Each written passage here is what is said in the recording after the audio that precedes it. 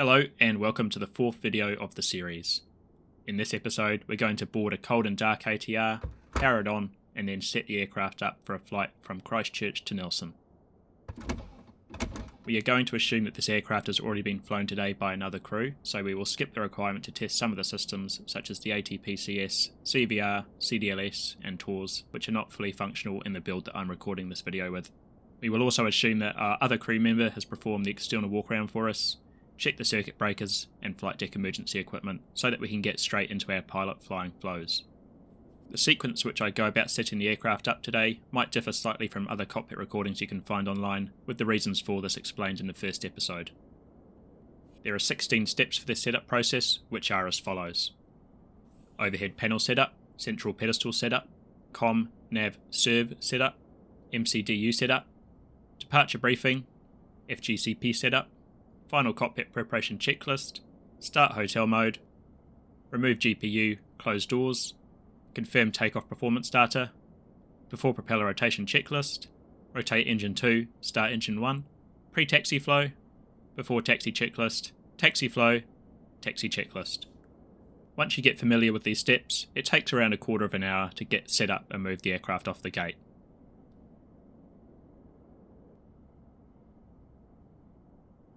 Right, let's jump into the left hand seat, unguard the battery master and switch it on.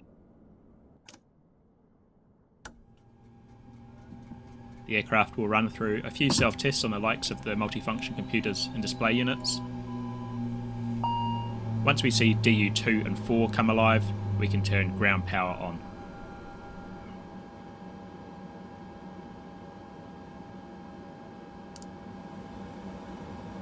Our first set of flows takes place on the overhead panel, sweeping from left to right, bottom to top, extinguishing the majority of the white lights as we go. Starting in the bottom left hand corner, standby compass light off, storm light off, captain windshield wiper off, min cab light off, dome light dim. Engine 1 pump on, feed low pressure goes out, back off. Engine 2 pump on, feed low pressure goes out, back off. Crossfeed valve open, engine 1 pump on, both feed pressures go out, back off. Engine 2 pump on, both feed low pressures go out, back off. Crossfeed valve closed. Rear service door closed. Forward cargo door closed, cabin door unlocked. Landing gear down 3 greens, TLU guarded in auto, no fault lights on the MFCs, engine 1 fire loop fault test, fire warning test, squib test. Beacon lights should be off, nav lights can stay on, all other external lights off. The hydraulic pump should be on for the prop brake. It shows ready, so we'll unguard it and switch it on. Prop brake illuminated. Start selector in the off start abort position. DC Gen 1 and 2 on. DC service utility bus on. No discharge, no electrical system fault lights, and this is where we would test the CVR. Seatbelt signs on. Emergency exit light arm. We'll keep the probe heating off until later, but windshield heating left and right can be switched on. AC Wild Gen 1 and 2 on. The system will remain faulted until the props are in auto. Hydraulic pumps are all on and will show low pressure until they have AC Wild power. Annunciator lights can be set to bright. The air bleed system will show as faulted until we start hotel mode. We'll turn the cockpit and cabin temperatures down a bit. Check the sensor temp for both. Oxygen main supply on. Compartment smoke test, reset exhaust mode to normal, engine 2 fire loop fault test, fire warning test, squib test. Down on the central pedestal, we normally check the ATPCS's arming and auto feathering, but we'll just keep it guarded for now. Elevator, aileron and rudder trims are neutral. We can adjust our switch backlighting, panel lighting and flood lighting. Note that this is where the input keys for the multifunction display and electronic checklists are. Fortunately, we have click spots on the screens themselves that replicate each of these, but we can click clear to clear the EWD while we're here. Idle gate is pulled, park brake is set, gas lock is engaged, power levers ground idle, condition levers fuel shut off, flaps 0. Weather radar set to standby, tilt set to 15 degrees up, power management set to takeoff, no fault lights on the EECs, gear handle in the down position. The pressurization panel here is a little different to the Type R aircraft has, but will automatically source landing elevation from the FMS flight plan destination. Next we are going to configure the Flight Guidance Control Panel, or FGCP. Rotate nav source from FM1 to VILS1, then rotate the CDI bar to align with the departure runway heading. Select nav source back to FM1. Down on the pedestal, select bearing 1 and 2, which will give us bearing pointers and DME readouts on our PFD screen. 1 outsail up to our cruise altitude. Today this is 15,000 feet.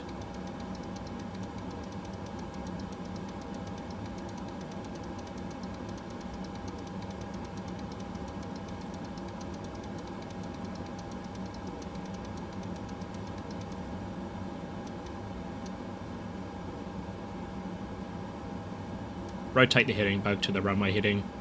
Like the CDI course, this will be 016 for Christchurch.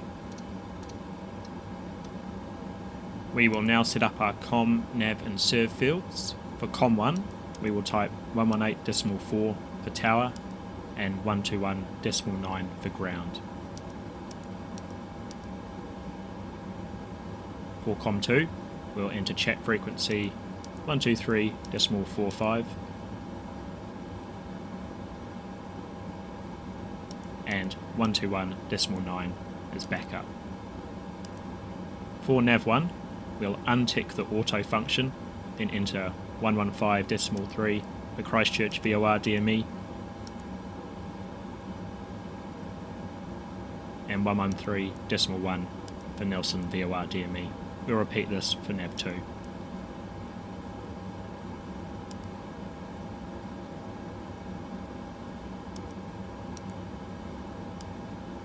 ADFs aren't used. For ND overlay, set traffic above, terrain, and click Navaid Airport Overlays. I've never used SVS, so we will just keep this turned off. It's now time to set up the Multifunction Control Display Unit, or MCDU. Thales recommend the following sequence for data entry: POS init, nav data, units, weight, perf init, flight plan init. Under POS init, we can see our navigation mode is GPS and our estimated position error or navigation accuracy is 0.6 of a mile. Under nav data, we would normally check the FMS navigation database against an approved database version from our company. The ATR in Flight Simulator just uses the automatically updated NavBlue database. Under units, we check for green around the outside. These values can be changed for user preference as well as on the EFB tablet. Under weight, we long click on the soft key adjacent to the zero fuel weight and the fuel on board to pull these values from the sim. This automatically calculates our gross weight, C of G and trim. Reserve fuel can be entered here too. For today's flight, 600 kilograms equals 1 hour of flying and is fine.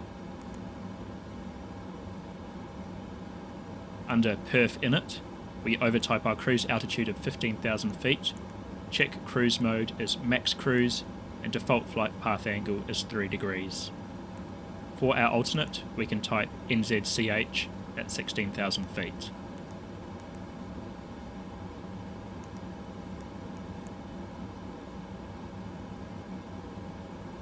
Under flight plan init, we need to type our departure and destination ICAO codes into the scratch pad. Type NZCH/NZNS,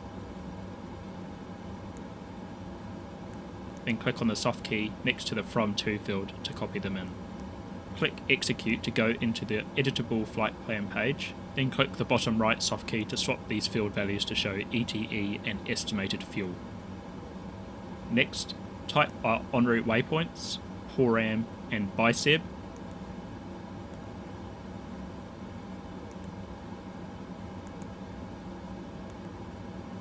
then clear the discontinuity between bicep and NZNS. Line select NZCH, select 02, then gutboo 1 papa from the SID list, click PORAM transition, then execute. Click next to go to the bottom of the flight plan, then select NZNS. Click RNAV 02 Yankee approach, then bicep 2 alpha star, via Quail with transition none.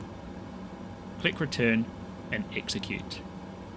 Zoom out so that you can see both the ND and the MCDU, and then put the map into north up format so that you can string check the flight plan to see if there are any gaps.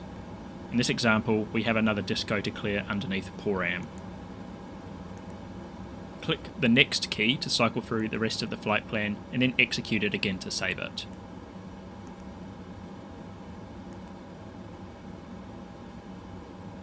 In north up format, clicking the next key on the flight plan moves through each leg on the ND screen so that you can do a gross error check on what you expect to see.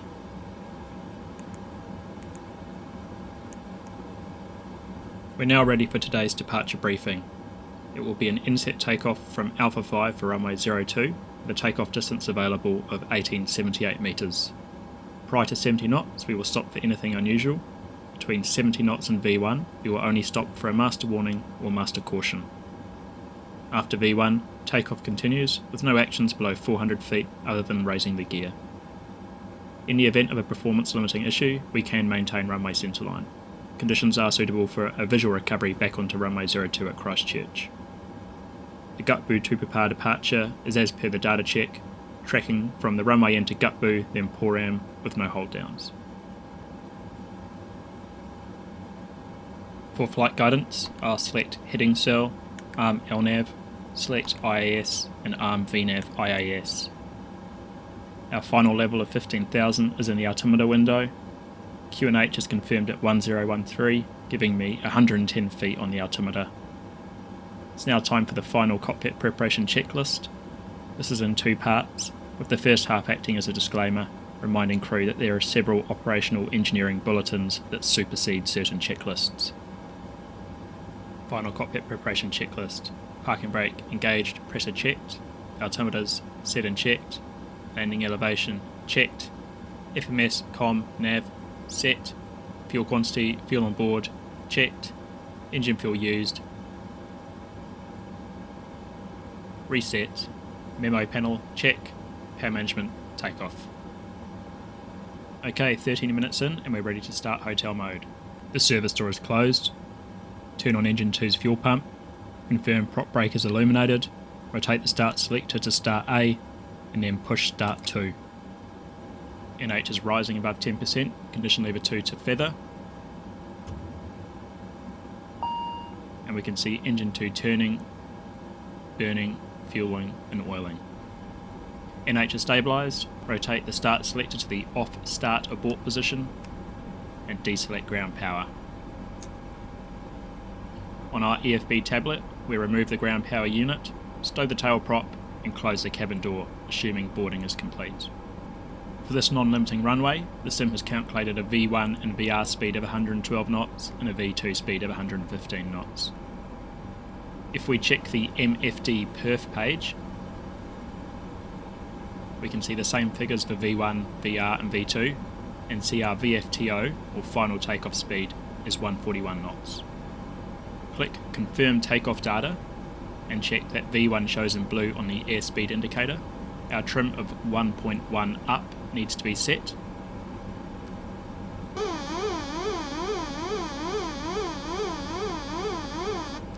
And we can see a target torque of 90% showing on the EWD next to engine 1 and 2. Assuming we have a start clearance from air traffic control, it's now time for the before propeller rotation checklist. CDLS on, FMS and takeoff data confirmed, trims set, tail prop on board, doors closed, seatbelts on, you can see that in the memo panel, beacon on. On the overhead panel, flick it up. Before propeller rotation checklist completed. Back to the overhead panel, we can now turn off the propeller brake see the red unlock light. And as MP rises above 10%, bring condition lever 2 forward to auto.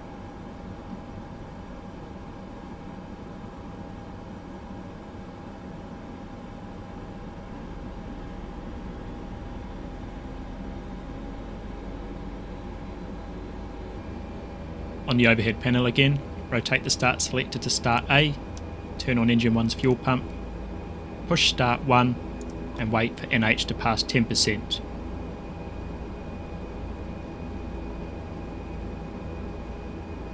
Then bring condition lever 1 to feather.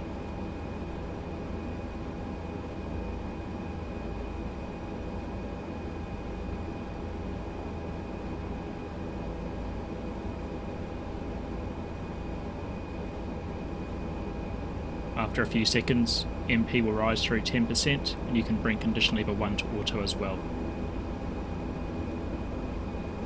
Rotate the start selector back to start abort, open the guarded TRU cover and push it on, turn on the 3 probe heating switches, push the anti-skid test button,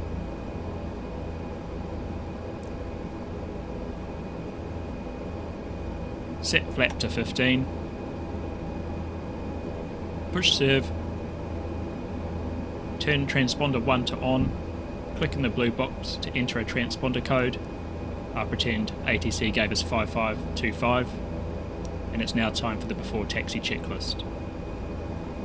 FWS was recalled, cockpit comm hatch closed, condition levers 1 and 2 auto, anti-icing off, TRU on and checked, anti-skid test performed, flap 15, nose wheel steering on, before taxi checklist completed. Deselect chocks from the EFB, release the parking brake, and at ground idle in the sim, the aircraft will roll slowly forward by itself. I'm going to ignore the mark line for stand 12 and pick up the stand 10 line instead so I don't take out the GPU cart which remains parked in place. We'll conduct a brake check, then turn right onto taxiway Foxtrot and head down towards holding point Alpha 5.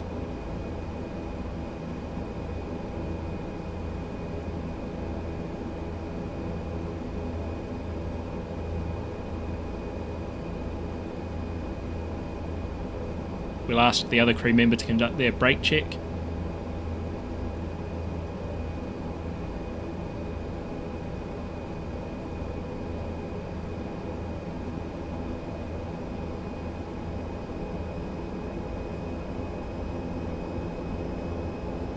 Then select Speed Auto and conduct a takeoff config test.